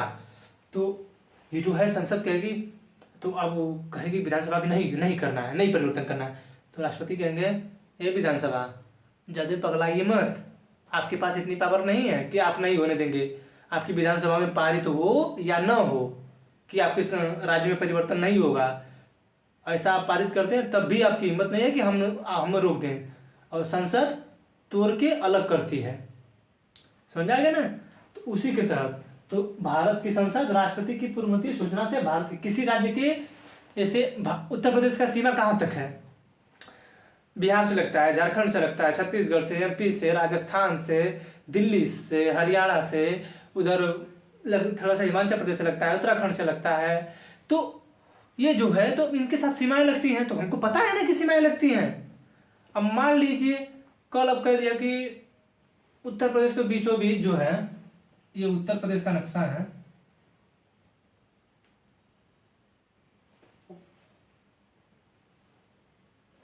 आप कहेंगे कि उत्तर प्रदेश को इसे काटने जा रहे हैं, पूर्वांचल, हाँ ये अलग पश्चिम है, पश्चिमी प्रदेश है। अब बात चल भी रही है इसको बांटने की, बात चल भी रही कि नहीं, आप सुनते होंगे पूर्वांचल, सूबे, ऐसे ऐसे कितना बात चलता है। तो इसको कहेंगे नहीं, इसको अलग कर देंगे, मैथी के समय से चल रहा है कि इसको अलग करें, और अलग इसलिए किया जाता है कि वहाँ का शासन व्यवस्था चले, वहाँ की इकोनॉमिकल प्रॉब्लम ठीक हो, इसलिए अलग किया जाता है। इसलिए नहीं कि वहाँ के हम इनसे अवरोध उत्पन्न है नहीं, इसलिए नहीं। वहाँ के इकोनॉमिकल प्रॉब्लम जो है थोड़ा सॉल्व हो, वहाँ पे शासन व्यवस्था अच्छी चले। जब ज़्यादा बड़ा राज्य था उत्तर प्रदेश की संख्या पता ही आपको 22 करोड़, 21-22 करोड़ है। वो वहाँ की जनगणना है 2011 की, पता नहीं इधर लॉकडाउन शॉकडाउन पता नहीं कितना गया होगा। 22 करोड़ है सब, तो कितना जाएगा ये जो है। तो इसको अलग करने की मांग चल रही कि नहीं, तो कैसे होगा? ये जो है सीमा में परिवर्तन कर देंगे। उत्तर प्रदेश यहाँ से गए आप, यही होगा। तो सूचना से, राष्ट्रपति की सूचना से क्या करेंगे, नामों में परिवर्तन कर देंगे। और ये जितने भी परिवर्तन होंगे, चाहे अनुच्छेद 2 के तहत और अनुच्छेद 3 के तहत जो भी परिवर्तन वो साधारण बहुमत से होंगे, साधारण बहुमत इसी से होंगे। अब इसके तहत देखिए कि जैसे हम बता रहे हैं कि यूपी से उत्तराखंड जब तोड़ा गया 9 नवंबर सन 2000 को, देखिए सबसे पहले 1 नवंबर सन 2000 को तोड़ा गया। किसको? 1 नवंबर सन 2000 को तोड़ा गया छत्तीसगढ़ को।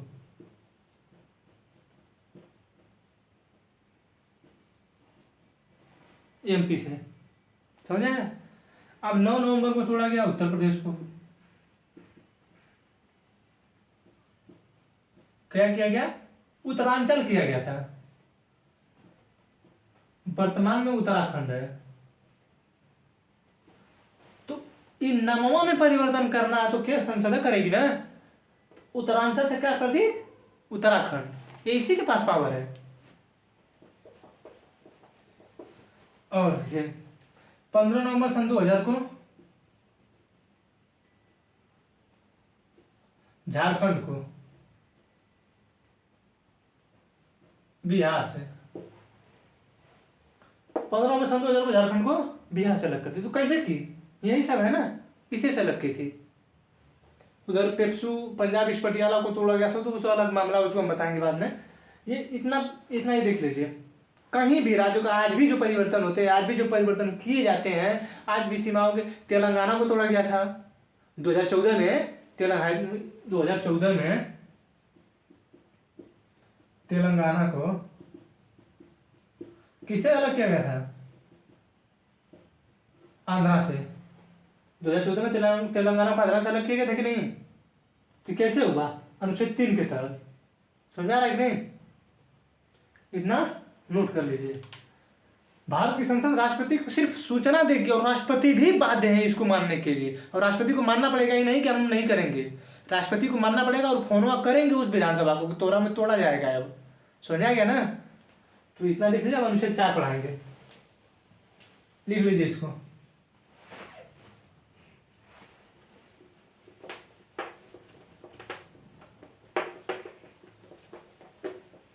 इसको मिटाने के बाद ये बहुत ज्यादा एग्जाम्पल दे दिया जा रहा है समझाने के लिए। देखिए हमारी पूरी कोशिश है कि आप किसी भी तरह समझ जाएं। हम देखिए हमें भी समझाया गया है, हम सीख के आए थे क्या? माँ के पेट से थोड़ा सीख के आए थे, हमें भी सिखाया गया है, हम भी सीख रहे हैं, आज भी हम सीखते हैं। और देखिए जब कोई व्यक्ति हो, खुद संविधान को बहुत अच्छी तरीके से पढ़ा होगा, जियोग्राफी बहुत अच्छे से पढ़ा होगा, इतिहास बहुत अच्छे से पढ़ा होगा, नहीं पता रहता है, ऐसी बहुत सी चीजें नहीं पता रहता है, तो सीखते हैं पर डे। देखिए लर्निंग कभी नहीं रुकती है किसी भी व्यक्ति की। जिस दिन आपकी लर्निंग रुक गई, आपका विकास रुक गया। इस चीज को आप ध्यान रखिएगा। जिस दिन आपकी लर्निंग रुकी, उस दिन से ही आपका पतन होगा, इस चीज को ध्यान रखिएगा। और मैं खुद के जैसे ऊपर व्यतीत हुआ ऐसा, तब बता रहे हैं कि सीखना बंद मत करिए। हर चीज हर दिन देखिए, हर दिन किताब उठाइए और हम एक ही किताब को 10 बार पढ़िए। अब भोजपुरी थोड़ा निकल जा रहा है, 10 बार पढ़िए, देखिए आपको अंदर मिल रहा है कि नहीं मिल रहा है। समझ आ रही है? पर डे उसी किताब से आप अलग अलग चीजें सीखेंगे। आपका जो दिमाग है ना, इतना विजुलाइज करता है ना, कुछ मतलब बहुत ज्यादा विजुलाइज करता है आपका माइंड। सिर्फ अब हम एक बार पढ़ रहे थे कि भारत में येकर नागरिकता क्यों है, तो बाद में जब हम किताब पढ़े तो उसमें एक बार फिर दोबारा लिखा गया था कि एकल नागरिकता इसलिए कि वहाँ की भाईचारा की भावना बनी रहे। समझा रहा है कि नहीं? तो एकल नागरिकता इसलिए कि भाईचारा की भावना बनी रहे। वो नागरिकता वाला मैटर लगे, लेकिन हम आपको समझाने के लिए बता रहे हैं कि लर्निंग हम पहले जब पढ़ रहे थे उसको तो हमको नहीं समझ आ रहा था, लेकिन 4 बार 5 बार 6 बार एक ही चीज़ को पढ़े तो आज भी हम अगर पढ़ते हैं तो अलग अलग चीज़ें मिलती रहती हैं। अरे यहाँ पे ऐसा है, मतलब किसी को बताओ तो उसमें अलग तरीके से बताओ। अपने जानते हैं हम, देखिए हम सीखते हैं आपसे, आपके सामने हम खड़े होकर बोलते हैं तो हमें ये मिलता है कि हम कहीं भी खड़े होकर बोलेंगे। इतनी ताकत हम पाना चाहते हैं इससे। समझ आ रहा है कि नहीं? अब अनुच्छेद 4,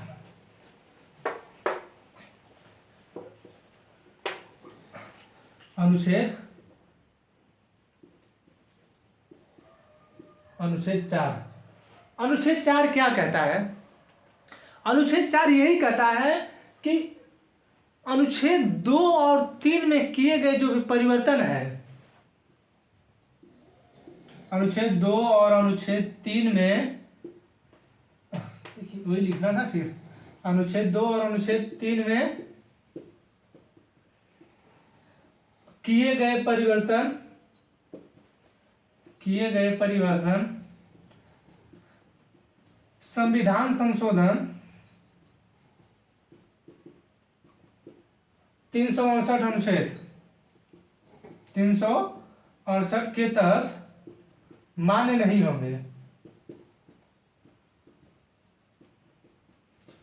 मतलब संशोधन माना ही नहीं जाएगा कि वो संशोधन हुआ है। करना उसे साधारण बहुमत से ही संशोधन है। आपको साधारण बहुमत से ही आपको संशोधन करना है। 50%, जैसे कितना 545 है लोकसभा में, 545 है ना, तो कितना हुआ? 272 73 हुआ, तो 273 हुआ, तो 273 से कर दीजिए पारित, काम खत्म। लेकिन जब विशेष बहुमत की बात आती है तो उसमें अलग बात हो जाती है। 1/3 पास कराएंगे, उसके बाद 1/4 से शुरू होना चाहिए, अलग अलग मैटर उसमें फंसता है। लेकिन इसमें सीधे राष्ट्रपति के पास सूचना जाएगी, और राष्ट्रपति के पास जब सूचना जाएगी तो बस राष्ट्रपति उस संविधान से पूछेंगे, वो हाँ करे तो वो ठीक है, और ना करे तो वो ठीक है, नहीं तो संसद कहेगी तुरंत में हम कुछ करेंगे। वो संविधान में 50% से पास करा के 273 से। और आज देख लीजिए जो मामला है, अरे अभी चाहे जो भी मामला, चाहे जम्मू कश्मीर वाला मामला, चाहे जो भी हो, 50% से होगा ना। और बीजेपी के पास कितनी सीट है? 303 सीट है लगभग, सिर्फ बीजेपी के पास है। उसकी जो संगठन उसके पास तो अलग है, लेकिन सिर्फ बीजेपी के पास 303 सीट है। बीजेपी जब चाहती है तब कुछ भी कर लेती है। तो कभी कभी एक व्यक्ति ने कहा है कि बहुमत जो है लोकतंत्र के लिए खतरा है। अब देखिए ये तो बार बार आएगा ये चीज़, लोकतंत्र के लिए बहुमत खतरा है कि नहीं खतरा है, ये बार बार चीज़ आएंगी, बार बार आपको बताया जाएगा। समझा रहे हैं? तो अनुच्छेद 4 के तहत अनुच्छेद 2 और 3 में किए गए परिवर्तन जो संविधान संशोधन है वो 368 के तहत मान्य नहीं होगा, वो संशोधन नहीं माना जाएगा। अगर वो संशोधन माना जाएगा तो उसके लिए लिखना पड़ेगा कि नहीं कि उत्तराखंड को इतना संविधान संशोधन के तहत तोड़ के लिखा गया है। लेकिन आप पूछेंगे कि 36वां संविधान संशोधन काहे किया गया है, पूछेंगे क्वेश्चन की नहीं। अब मैं ही बोल रहा हूं ना कि अनुच्छेद 2 और अनुच्छेद 3 के तहत किए गए परिवर्तन संविधान में मान्य नहीं होंगे। तो आप कहेंगे ना कि अनुच्छेद 2 में अभी आप बताएंगे कि 35वां संविधान संशोधन 16 मई 1974 के तहत सिक्किम को भारत का सहराज्य बनाया गया था। तो आप पूछेंगे ना क्यों बनाया गया था? वो एक विदेशी राज्य है और उसके लिए ऐसा पालन करना पड़ा था। समझ आ रहा है कि नहीं? उसके लिए ऐसा पालन करना पड़ा था क्योंकि वैसा बन नहीं रहा था। और भारत को एक बड़ा साम्राज्य बनाने के लिए अगर हम उसको साथ ऐसा नहीं करेंगे तो वो मानेगा कि मतलब हमारे साथ कुछ कर ही नहीं रहा है, तो किसी को देने के लिए लॉलीपॉप देना पड़ता है कि नहीं। और आज चाहे तो सिक्किम को तोड़ के कुछ का केक कर दें, आज पश्चिम बंगाल में मिला दें, अच्छा आज बिहार में मिलाते सिक्किम को, वैसे सिक्किम को बिहार नहीं मिला सकते हैं क्योंकि सिक्किम जो है वो ऊपर में यहाँ पे पश्चिम बंगाल का ही भाग आता है। यहाँ पे पश्चिम बंगाल का ही भाग है, फिर उत्तर भारत आ जाता है, तो पश्चिम बंगाल का ही भाग यहाँ पर टच करता है, तो इसमें मिला सकता है कि नहीं।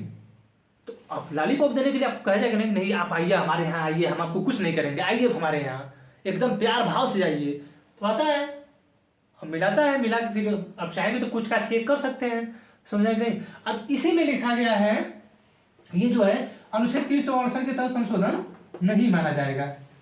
अब इसी में एक और लिखा गया है कि ये परिवर्तन तो नहीं माना जाएगा, लेकिन ये जितने भी काम हो रहे हैं राज्यों में परिवर्तन हो रहा है, राज्यों को मिलाया जा रहा है, तो कभी कभी ये लिखता है कि राज्यसभा की सीटों में परिवर्तन होगा, ये इसमें लिखता है राज्यसभा के सीटों में परिवर्तन। ये पढ़ेंगे आप तो कभी लिखा जरूर पढ़ेंगे, हम आपको बता रहे हैं तो इसको मानना पड़ेगा कि हम बता रहे हैं, गलत नहीं बता रहे हैं, सही है ये। तो लिखा गया राज्यसभा की सीटों में परिवर्तन, काहे नहीं लिखा है लोकसभा में सीटों का परिवर्तन? आप ये सोचिए, आपके यहाँ 2 सदन है ना, लोकसभा राज्यसभा, तो ये क्यों नहीं लिखा है ये क्यों लिखा है राज्यसभा की सीटों में परिवर्तन, लोकसभा में सीटों का क्यों परिवर्तन नहीं लिखा? वहां पे लोकसभा को भी लिखना चाहिए। तो ये इसलिए नहीं लिखा है कि राज्यसभा में जो सीटों में परिवर्तन है, राज्य जो है, राज्यसभा जो है राज्यों का प्रतिनिधित्व करती है, जबकि लोकसभा है वह जनता का प्रतिनिधित्व करती है। इसीलिए यहाँ पे जब राज्य की क्षेत्रफल और सीमाओं का परिवर्तन किया जाता है तो उसमें राज्यसभा की सीटों को घटाया बढ़ाया जाता है। उसके लिए जब घटाया बढ़ाया जाएगा तो जो परिवर्तन होगा तो उसमें अनुसूची 4 उसमें बाधित होगी। अनुच्छेद 4 में ही उसमें वो जो अनुसूची है A12 अनुसूची है, उसमें 4 में है राज्यसभा के सांसदों का मतलब कितना रहेगी, कितने संसद है वो रहेगा राज्यसभा के सांसद, उसमें वो लिखा गया है। तो उसमें परिवर्तन होगा ना, किसी राज्य में राज्यसभा की सीटों की संख्या कितनी है वो दिया रहेगा ना, तो ये अनुसूची 4 के तहत उसमें परिवर्तन किया जाएगा। क्योंकि 2 और 3 में पाकिस्तान को मिला लिया जाएगा, तो वहां पर राज्यसभा की सीटों का परिवर्तन किया जाएगा कि नहीं? और जो राज्यसभा है उसमें जो परिवर्तन किया जाएगा राज्यसभा के मतलब राज्य जो है उसमें राज्य में राज्यसभा की सीटें होंगी कि नहीं, ये बताइए। समझ में आ रहा है कि नहीं? राज्यसभा की सीटें जो होंगी, अब जैसे उत्तर प्रदेश में है कितनी सीट है, यहाँ लोकसभा पे 80 है, तो यहाँ पे 30 है लगभग, राज्यसभा की 30 उसके करीब है यहाँ पे सीट। तो उसी तरह तो अब मान लीजिए उसको जब उत्तर प्रदेश को बीचों बीच कट कर देगा तो परिवर्तन करना होगा कि नहीं? तो उसी तरह तो अनुसूची 4 में लिखा गया है कि राज्यसभा में इस राज्य में इतनी सीटें होगी तो उसमें परिवर्तन करना होगा। जैसे उत्तराखंड अलग हुआ तो उसमें राज्यसभा में सीटों का परिवर्तन करना पड़ा था, झारखंड अलग हुआ तो उसमें परिवर्तन करना पड़ा था, छत्तीसगढ़ अलग हुआ तो उसमें करना पड़ा था, और अलग होगा तो करना पड़ेगा। और बाद में जब जम्मू कश्मीर में आने वाले, देखिए जम्मू कश्मीर को अभी फिलहाल स्टेट नहीं बनाया जाएगा, अभी वहाँ पे जैसे दिल्ली में चुनाव होता है उस तरह वहाँ भी चुनाव जम्मू कश्मीर में, सिर्फ लद्दाख में नहीं, लद्दाख तो उसी तरह पड़ा रहेगा, लेकिन जम्मू कश्मीर में जो चुनाव का मामला है उसमें सीएम बनाने का मामला चल रहा है और अभी पारित नहीं हुआ। वहाँ पे परिसीमन आयोग ने गठन किया है कि कश्मीर में, जम्मू में 6 सीटें बढ़ाया जाए, कश्मीर में 1 सीटें बढ़ाए, लगभग 7 सीटें बढ़ाया जाएगा और टोटल 42 सीटें ये सब कुछ वहाँ पे सीटें होंगी। जो अब बताएंगे हम, अब यहाँ पे टोटल क्या बता दें आपको, कुछ भी बता दें, अब यहाँ पे सिर्फ ये सीखिए। तो अनुसूची 4 में राज्यसभा की सीटों में परिवर्तन होगा, राज्यों में अगर परिवर्तन होगा तो राज्यसभा की सीटों में परिवर्तन होगा, और इसी के तहत ये अनुसूची प्रभावित होगी, जिसके तहत जाके वहां पे लिखना पड़ेगा कि इस राज्यसभा में इतनी सीटें हैं। तो अनुसूची 4 में जाके उत्तर प्रदेश में इसमें वर्तमान में 30 राज्यसभा सीटें हैं, और इसलिए लिखा जाता है राज्यसभा क्योंकि राज्यसभा जो है राज्य का प्रतिनिधित्व करती है। समझ आ गया? अब आपको चारों अनुच्छेद समझ में आ गया, समझ आ रहा है कि नहीं? चारों अनुच्छेद आपको हम बता दिए हैं, सिर्फ 4 अनुच्छेद बताए हैं, अभी इसमें बहुत कुछ बताना है आपको। तो आज के लिए बस इतना ही, समझ में आ रहा है कि नहीं? आज के लिए इतना ही। अब आगे हम कल बताएंगे कि अनुच्छेद 2 में जो है जो राज्य है उसमें बेरू बड़ीवाल केस वाला मामला था 1960 में, वो बताएंगे, और प्रस्तावना में बताएं, लेकिन यहाँ पे कोई दूसरा मामला है उसको बताएंगे। उसके बाद फिर बताएंगे कि प्रिंसली स्टेट क्या थे, जब हमारा संविधान लागू हुआ तो उसे पूरा बताएंगे, सब कुछ बताएंगे। अब सीखते जाइए आराम से, और जो भी हम बताए हैं इसको लिखते जाइए। अब हम बोल रहे हैं तो आपको समझ में नहीं आ रहा कि हम क्या बोल रहे हैं, पॉज करके देख के लिख लीजिए, या तो आपके पास पेपर हो तो उससे देख के लिख लीजिए, हम जो समझा रहे हैं उसको समझिए। समझ में आ रहा है कि नहीं? आज के लिए इतना ही, आई होप कि इतना आपको समझ में आया होगा। अब देखिए थोड़ा सा ध्यान से पढ़िए, हम भी कोशिश करते हैं कि थोड़ा आपको अच्छा बताएं, और अच्छा बताते हैं तभी अब 4 अनुच्छेद बताए हैं सिर्फ, और हमको लगता है कि 1 घंटे के करीब वीडियो हो गया होगा, 4 ही अनुच्छेद में 1 घंटा वीडियो हो गया। अभी बहुत कुछ बचा है, अभी 1-1.5 घंटा का वीडियो बनेगा इस पर, सिर्फ भाग 1 पर। अब बताना पड़ता है, इतनी विस्तृत करें क्या, हमसे हो जाता है विस्तृत, पूरा बताते चलते हैं हमें।